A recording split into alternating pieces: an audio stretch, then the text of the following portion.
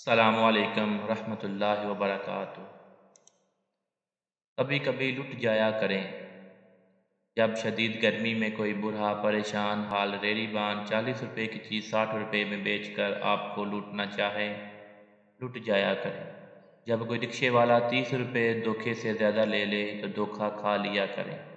جب آپ کے گھر یا دفتر کا ملازم یا ملازمہ بیماریوں نقاہت کی باعث تھوڑا کام چوری کر جائے تو آپ بھی آنکھیں چرا کر انجان بن جایا کریں۔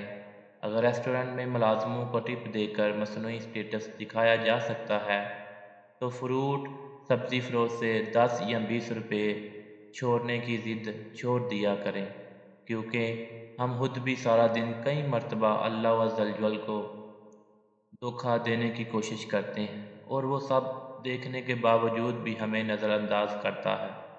وہ ہم سے اپنی نعمتیں نہیں چھینتا، ہمیں رسوا نہیں کرتا، چھوٹ دے دیتا ہے، عزت اور مان رکھ لیتا ہے۔ سو آپ بھی اس طرح ایوب کی طرح عزت اور مان رکھنا سیکھیں، کیونکہ جب آپ بھی بغیر کسی نمود و نمائش کے کسی مستحق کی مدد کر رہے ہوتے ہیں تو سکون قلب بھی حاصل ہوتا ہے اور رزق میں اضافہ بھی۔